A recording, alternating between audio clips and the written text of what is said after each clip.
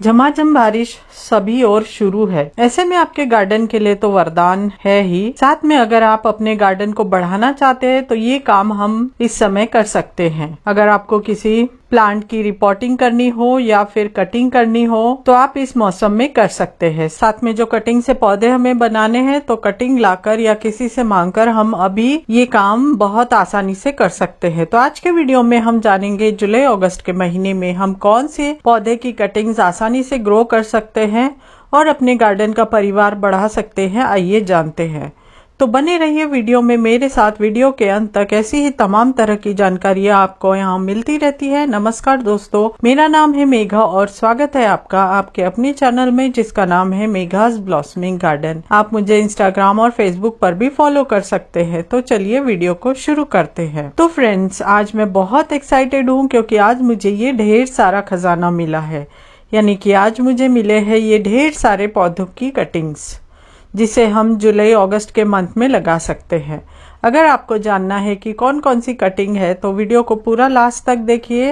बीच बीच में मैं थोड़ी बहुत जानकारी भी शेयर करूंगी इसके बारे में, तो वीडियो में बने रहे। तो चलिए शुरू करते हैं। कहीं से भी कटिंग अगर हम ले आए, अगर हम उसे तुरंत नहीं लगा पाते हैं, जो कि जाहिर सी बात है, इतनी सारी कटिंग्स है तो तुरंत तो नहीं लगा पाऊंगी, इसलिए मैंने इसे एक बकेट लेकर उसमें साफ फंगीसाइड का घोल बनाकर ये सारी कटिंग्स इस बकेट में रख देंगे, इस घोल में रख देंगे। आप इसमें 1 से 2 दिन के लिए भी रख सकते हैं जब तक आपका इंतजाम नहीं हो जाता कटिंग्स को लगाने के लिए। कटिंग्स इसमें सेफ रहती है क्योंकि हमने फंगीसाइड इसमें मिला दिया है तो फंगस नहीं लगेगा।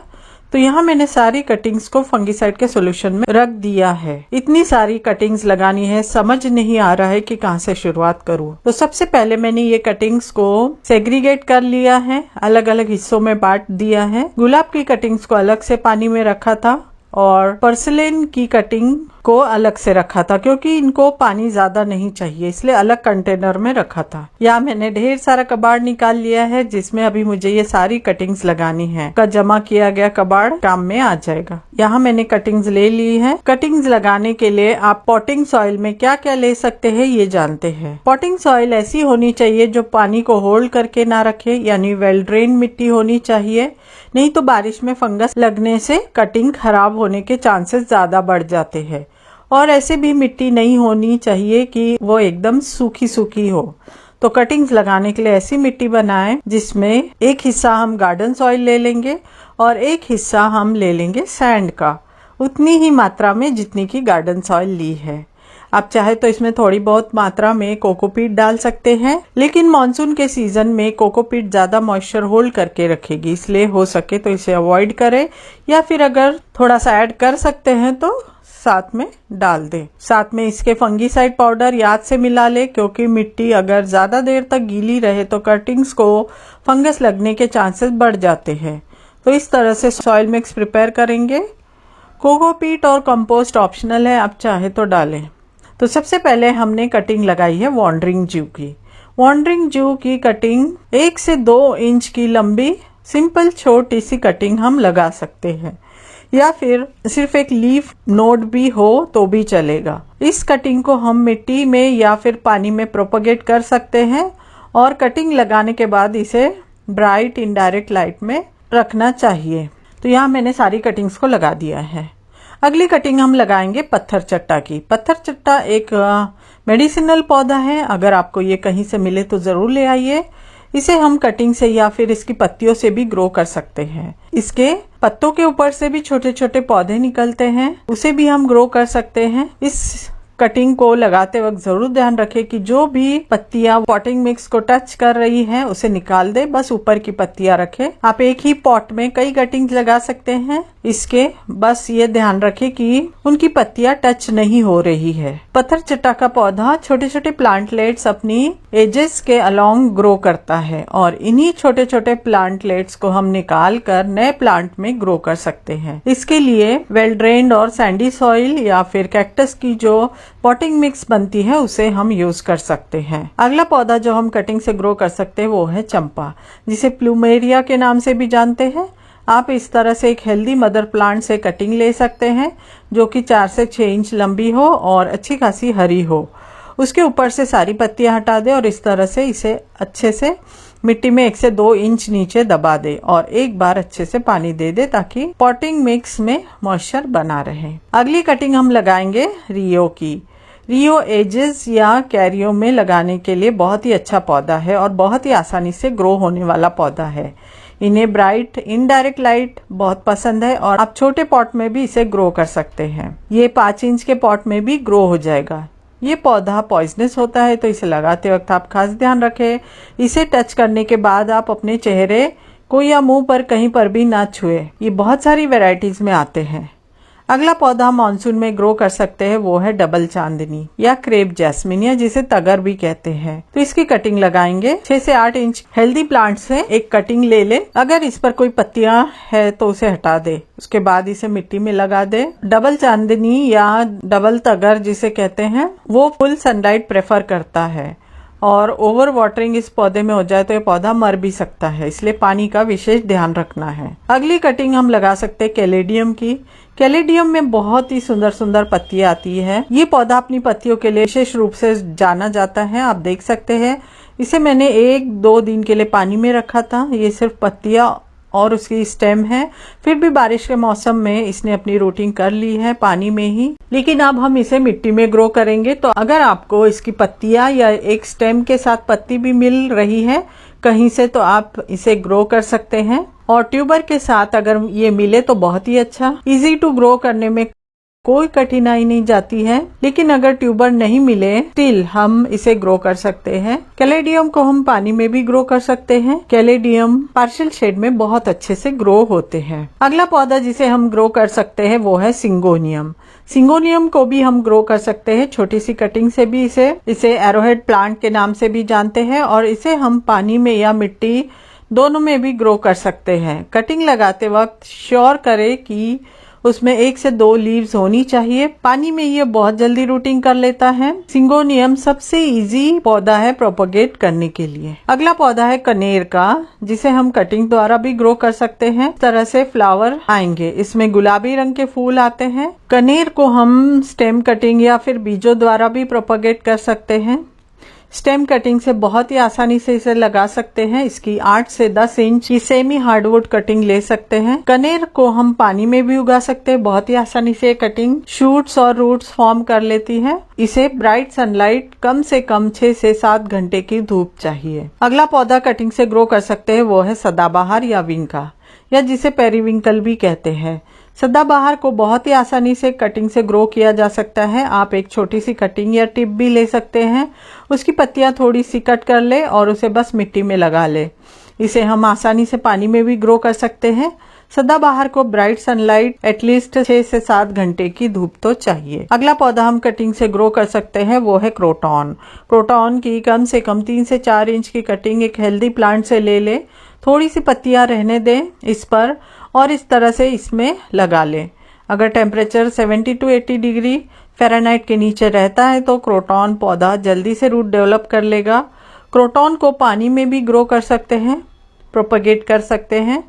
क्रोटॉन पार्शियल से फुल सनलाइट में बहुत अच्छे से ग्रो करते हैं। क्रोटॉन का विशेष ध्यान रखना है कि इसमें ओवर वाटरिंग नहीं होनी चाहिए, नहीं तो ये बहुत जल्दी इसकी रूट रॉट हो जाती है। अगली कटिंग आप लगा सकते हैं कुंदा की। कुंदा को इंग्लिश में डाउनी जैस्मिन भी कहते हैं। इसे भी बेहद आसानी से हम ग्रो कर सकते हैं कटिंग से। ये एक हार्डी प्लांट है और बहुत ही खूबसूरत फूल आते हैं। इसकी ज्यादा केयर नहीं करनी पड़ती। इसकी फ्लावरिंग विंटर सीजन में होती है। बहुत ही सुगंधित फूल होते हैं। आप इसकी इस तरह से हेल्दी कटिंग ले ले और इसे इस तरह से लगा देंगे। इसे सेमी शेड में रख सकते हैं। लगभग 20 से 25 दिन लगते हैं रूटिंग होने के लिए। अगला कटिंग आप ले सकते हैं जीजी पौधे का। जीजी प्लांट को स्टेम या लीफ कटिंग से बहुत ही इजीली प्रोपगेट किया जा सकता है। आप इसे वाटर या सॉइल दोनों में प्रोपगेट कर सकते हैं। ये पौधा सबसे इजीएस्ट हाउस प्लांट है ग्रो करने के लिए बिगनर्स के लिए। ये सभी लेवल के लाइट को बर्दाश्त कर सकता है और बहुत कम पानी में लगता है और जल्दी जल्दी ग्रो करता है। अगर हम कटिंग लगाएं तो ये अपने न्यू राइजोम और रूट दोनों ग्रो करता है। कटिंग को लगाने के बाद इसे ब्राइट इनडायरेक्ट लाइट में रखें। अगला पौधा आप कटिंग से ग्रो कर सकते हैं वो है इंसुलिन। इसे भी आप स्टेम कटिंग से ग्रो कर सकते हैं।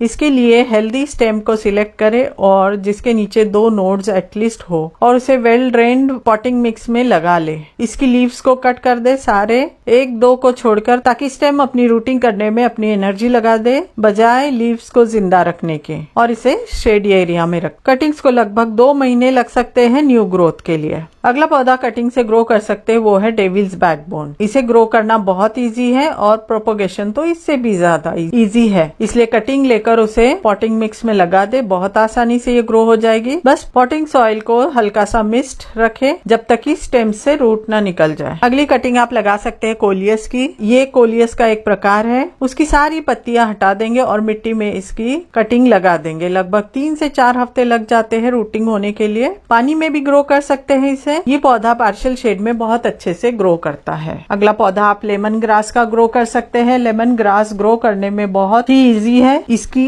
एक ट्यूबर भी लगा दिए तो भी ये पौधा जल्दी जल्दी बढ़ता है और जल्दी जल्दी फैलता है। के ढेर सारे और ट्यूबर्स तैयार हो जाते हैं और इसे हम अलग करके और प्रोपोगेट कर सकते हैं दूसरे पॉट में लगाकर, या फिर इसे इस तरह से एक छोटा सा पौधा लेकर जिसमें रूट हो तो थोड़े से मिट्टी में भी लगा सकते हैं। इसमें के एक्स्ट्रा लीव्स को कट कर लूंगी। बहुत जल्दी इसमें से न्यू लीव्स निकल कर आ जाती है। 4 से 5 घंटे की धूप लगती है और अगर धूप नहीं मिले तो फिर इसकी पत्तियां पीली पड़ने लगती है, तो धूप बहुत जरूरी है। अब इसमें पानी डाल देंगे। लेमन ग्रास बहुत ही यूजफुल पौधा है। हम इसे चाय में भी इसकी पत्तियों को डालकर चाय पी सकते हैं, बहुत ही टेस्टी लगती है चाय। अगला पौधा लगा सकते हैं आइसक्रीम क्रीपर का। इसके प्यारे प्यारे रंग के फूल आते हैं और ये बटरफ्लाइज को अपनी ओर आकर्षित करता है। आइसक्रीम बेल को ब्राइड ऑफ टीयर्स या एंटीगोनन भी कहा जाता है। इसे हम ग्राउंड कवर के रूप में उगा सकते हैं या फिर इसे हैंगिंग के रूप में भी उगा सकते हैं, या आप गेट के ऊपर आर्च के तौर पर भी लगा सकते हैं। बेल के पत्ते हार्ट शेप में होते हैं। इसमें पिंक कलर के फ्लावर्स आते हैं। इस पौधे को पानी की बहुत ही कम जरूरत होती है और इस पौधे को फुल सनलाइट बहुत भाती है, तो ऐसी जगह लगाएं जहां इसे 4 से 5 घंटे की धूप मिले। अगला पौधा आप कटिंग से ग्रो कर सकते हैं वो है पोर्सिलेन। ये बहुत ही इजी टू ग्रो पौधा है।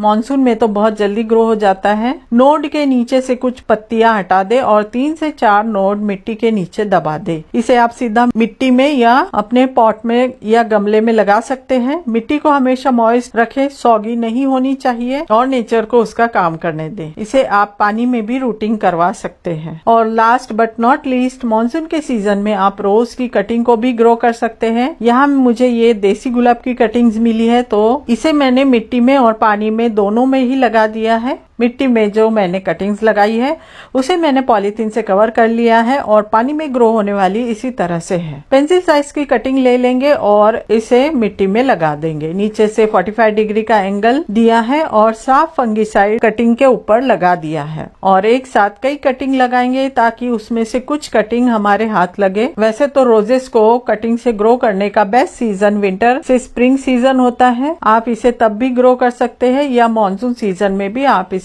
ग्रो करके देख सकते हैं। तो मानसून के सीजन में आप सभी तरह के काम करके अपने पौधे को अच्छी ग्रूमिंग कर सकते हैं, प्रोपगेट कर सकते हैं, कटिंग कर सकते हैं, ट्रांसप्लांट कर सकते हैं और रिपोर्ट कर सकते हैं। तो आशा करती हूँ आज का मेरा ये वीडियो आपको पसंद आएगा। वीडियो अगर पसंद आए तो वीडियो को लाइक कीजिए, शेयर कीजिए और चैनल पर नए आए हैं तो सब्सक्राइब भी कीजिए और नोटिफिकेशन बेल को ऑन करके ऑल पर क्लिक कीजिए ताकि आने वाली हर वीडियो का नोटिफिकेशन आप तक तुरंत पहुंचे। तो मिलते हैं एक नए वीडियो में एक नई जानकारी के साथ। तब तक के लिए बाय।